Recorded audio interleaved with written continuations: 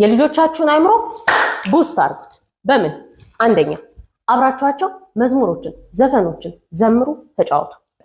ሁለተኛ ከልጆቻችሁ ጋራ እጅን የሚያሳትፉ ጌሞች ተጫወቱ ወይም ደግሞ ድርጊቶችን ፈጽሙ። ለምሳሌ እጅን ሲያሳትፍ የጭንቅላት አቅም ቡስት ያደርጋል። ሶስተኛ መጽሐፎችን አብራችሁ አንብቡ።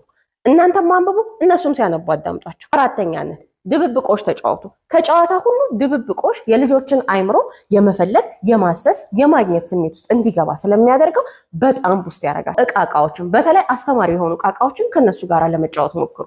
ጊዜ አብራችሁ ስታሳልፉ እነዚህ እቃቃዎች የተሻለ ጭንቅላታቸው ቡስት ስለሚያደርጓቸው እባካችሁ ልጆቻችሁን ለማረጋጋት ወይም እንዳይረብሹ ለማድረግ ቲቪ ወይም ሞባይል የምትሰጡ ሰዎች ዛሬውን አቁሙ። ለመሰላችሁ በጣም ብዙ ጥናቶች ልጆች በተለይ ከ3 ዓመት በታች ረጅም ሰዓት ቲቪ ወይም ሞባይል ለመረጋጋት ብለው የሚሰጡ ከሆነ 3 ዓመት ላይ 4 ዓመት ላይ ኦቲዝም መሰል ምልክት ያዳብራሉ። ይህም ቨርቹዋል ኦቲዝም ይባላል። ቨርቹዋል ሰዓት ስክሪን የሚያበዙ ከሆነ ስክሪን ስንል ታብሌት ሊሆን ይችላል፣ ቲቪ ወይም ሞባይል ሊሆን ይችላል። ረጅም ሰዓት ሳዩ በተለይ ደግሞ እነ ኮኮሜሎን የመሳሰሉ በጣም ፈጣን የሆኑ ከለርፉል የሆኑ ከአንዱ ወደ አንዱ በጣም ሺፍት የሚያደርጉ ከለርፉል የሆኑ ፊልሞችን ሲያዩ ህጻናት አይምሯቸው በዛው ልክ በጣም ፈጣን ይሆናል።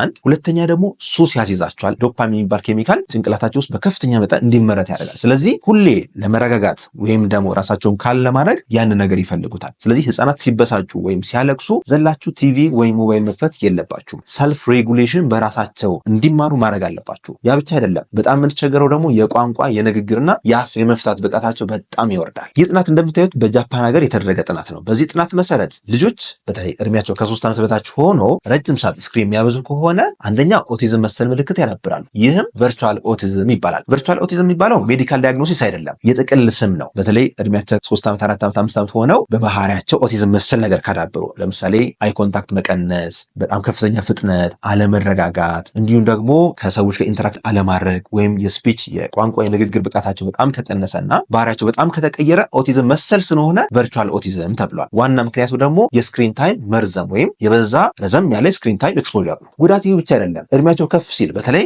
6 ዓመት 7 ዓመት 8 ዓመት አካባቢ ደግሞ አቴንቲቭ እንዳይሆኑ በትምህርታቸው ፎከስ አድርገው ትምህርታቸው ላይ ረጅም ሰዓት ፎከስ ማድረግ እንዳይችሉ ያደርጋቸዋል። ስለዚህ ቅብዝብዝ ይሆናሉ፣ አይረጋጉም። ኤዲኤችዲ የምንለውን ኤዲኤችዲ ማለት አቴንሽን ዴፊሲት ሃይፐር ዲስኦርደር ማለት ነው። የዚህን ኬዝ ሊያመጣባቸው ይችላል። በነገራችን ላይ በስክሪን ታይም ያደጉ ህጻናት በ7 እጥፍ ለኤዲኤችዲ ተጋላጭ ናቸው። ስለዚህ ምን ትጠብቃላችሁ? ዛሬውኑ ቲቪና ሞባይል ማቆም ይኖርባችኋል። ካለመጠን በስክሪን ታይም ልጆቻችሁን አታሳድጉ።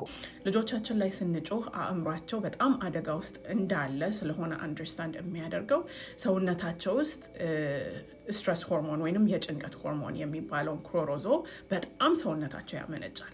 ሌላው እስካሁን ብዙ ስንነጋገርበት የነበረው ይሄ ከፊት ለፊት ያላቸው አእምሮ ክፍል ስቲል ዴቨሎፕ አላደረገም። ፕሪፍሮንታል ኮርቴክስ በጣም ብዙ የምንጮህባቸው ከሆነ ልጆቻችን ኮንሲስተንት የሆነ ስትረስ ውስጥ የሚሆኑ ከሆነ አክቹዋሊ ያንን ዴቨሎፕመንት በጣም ስሎ ያደርገዋል፣ ያቀዘቅዘዋል።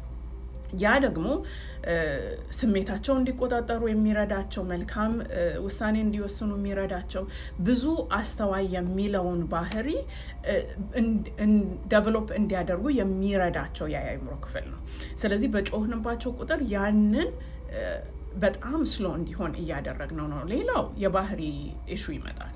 በጮህንባቸው ቁጥር ሞር አግሬሲቭ እየሆኑ ነው። ቶሎ የሚናደዱ ልጆች እየሆኑ ነው። የሚማቱ ልጆች እየሆኑ ነው የሚሄዱት። ያ የሆነበት ጭንቀት ውስጥ ከከተትናቸው ሲቹዌሽኖች ምክንያት እነሱ ሰውነታቸው በዛ ነው ሪስፖንድ የሚያደርገው። ሌላው በራሳቸው ላይ ያላቸው መተማመን በጣም ኢምፓክትድ ይሆናል። ሁሌ የምንጮህባቸው ከሆነ፣ ሁሌ የምንሰድባቸው ከሆነ፣ ሁሌ እኔ የምለው ወላጆችን ስፔሻሊ ትንሽ ሆነው ከኛ የሚወጡት ቃላቶች ነገ አድገው የውስጣቸው ድምፅ ነው የሚሆነው።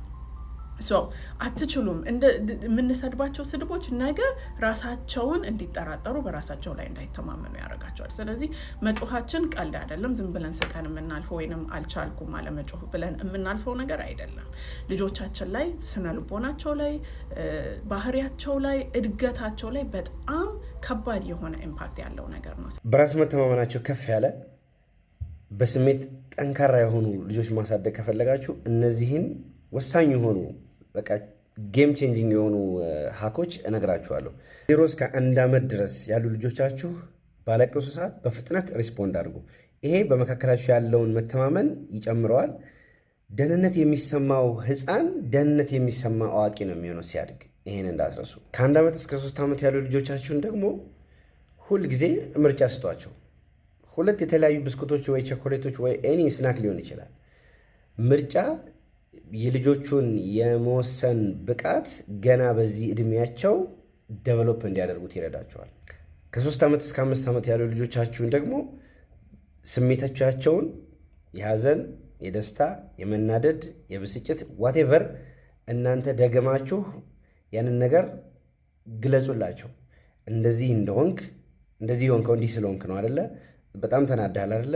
ደስ ብሏል አይደለ? ከዛ ደግሞ የእናንተን ስሜት ነገሯቸው። ስለከፋህ እኔም ከፍቶኛል፣ በጣም ስለተደሰትክ ተደስቻለሁ በሏቸው። ይሄ የስሜታዊ ብልህነታቸውን በኃይለኛው ነው ቡስት የሚያደርግላቸው። ከ6 እስከ 12 ዓመት ያሉ ልጆቻችሁን ደግሞ በቃ ለቀል ሳይሆን የምር ሪስፖንሲቢሊቲ ስጧቸው።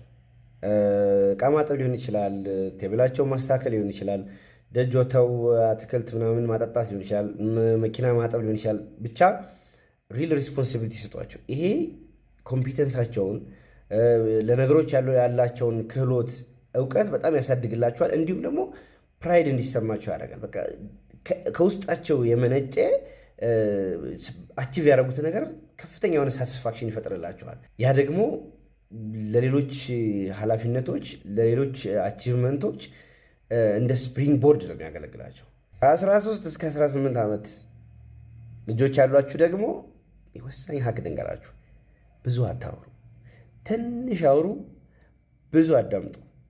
በዚህ ዕድሜ ያሉ ልጆች ተሰሚነት እንዳላቸው የተደመጡ እንደሆነ ሲረዱ ነው ኦፕን አፕ የሚያደርጉት። ማንኛውንም ሚስጥሮቻችሁን የሚነግሯችሁ ሌክቸር እየተደረጉ እንደሆነ ዲክቴት እየተደረገው እንደሆነ ካወቁ ምንም ነገር አታገኙም።